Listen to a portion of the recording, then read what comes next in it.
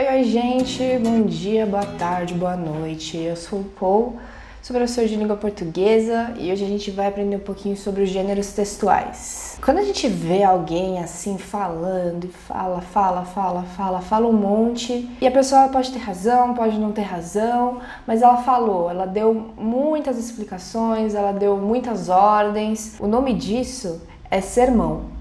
O sermão é quando a pessoa fala sozinha, apenas ela fala e todos ficam escutando. Ela tá dando uma bronca, ela tá dando uma explicação, alguma coisa assim. E ela que fala, ela é a única que fala. Isso aqui faz parte de um gênero que chama gênero argumentativo. O gênero argumentativo é o gênero do texto que é utilizado para argumentar. Ele pode ser tanto falado quanto escrito, mas ele é utilizado para argumentar. E existem diversos tipos de gêneros argumentativos e eles têm algumas características. Por exemplo, tem como principal objetivo argumentar sobre determinado assunto, para dar a sua opinião, serve para discutir sobre, serve para a gente ali viajar dentro de um assunto. E ele também mostra a posição do autor ou da autora. No gênero argumentativo, a gente sempre traz a nossa opinião. Então, por exemplo, no sermão, é a opinião da pessoa que está falando sobre algo e é apenas ela que fala por um longo tempo. E existem outros tipos de gêneros argumentativos. Vamos falar um pouquinho da tese? Quais são as funções da tese? Para a gente entender um pouquinho mais sobre ela. A tese é a união das ideias principais de cada parágrafo de desenvolvimento. Então, quando a gente vai fazer um texto, quando a gente vai fazer uma redação, a gente sempre tem aquela divisão de introdução, desenvolvimento e conclusão. No desenvolvimento, a gente vai trazer as nossas ideias principais. E se tratando de um gênero argumentativo, a gente vai trazer a nossa opinião e o desenvolvimento dessas ideias.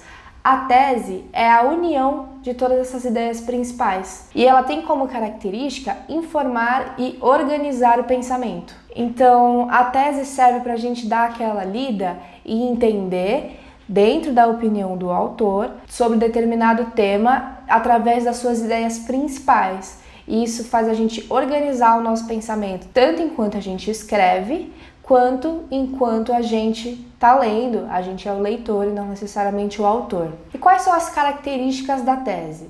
Ela é explícita, então ela diz tudo, não existe entre linhas. Ela apresenta um ponto de vista, porque é um gênero argumentativo que sempre traz a opinião do autor. Geralmente ela aborda temas da atualidade, então temas que estão sendo falados por aí, coisas que estão acontecendo agora ou que ainda estão repercutindo. E ela utiliza uma linguagem formal. A tese é um documento um pouco mais sério, diferente, por exemplo, de uma conversa do WhatsApp, de uma conversa com a nossa vizinha. A tese, nela, a gente utiliza a linguagem formal. Outro tipo de gênero argumentativo é o artigo de opinião. No artigo de opinião, o autor apresenta o seu ponto de vista sobre um tema determinado. Como se trata de um gênero argumentativo, sempre traz a opinião do autor, e no artigo de opinião não é diferente. É o ponto de vista do autor sobre um tema determinado. E a argumentação é o principal recurso retórico utilizado. Então, quando a gente vai dizer sobre alguma coisa, quando a gente vai opinar sobre alguma coisa, a gente precisa trazer argumentos que alimente ali a nossa opinião, que deixe ela cada vez mais forte, mais verdadeira, que faça cada vez mais sentido. E a argumentação é o principal recurso utilizado no artigo de opinião. Então o autor ele vai ficar toda hora tentando te convencer de que aquela opinião dele faz sentido. E muitas vezes pode fazer, outras vezes não, isso depende de quem está lendo. E as características do artigo de opinião? Ele expõe a opinião do autor, que pode ou não ser especialista no assunto. Então, se a gente está falando, por exemplo, de matemática, de língua portuguesa, não necessariamente precisa ser um professor, uma pessoa que estudou sobre aquilo. Pode ser um aluno, pode ser uma pessoa que sabe mais ou menos sobre o tema, não precisa ser um especialista no assunto. E eles possuem uma linguagem simples, objetiva e subjetiva. Então, apesar de ser uma linguagem mais formal, ela é simples. E ela é objetiva e subjetiva. O autor ele vai criar ali um ambiente em que você entende o que ele quis dizer, mas que você precisa estar lendo, entendendo do que se trata o assunto, para que você consiga continuar entendendo e seguindo a linha de raciocínio dele.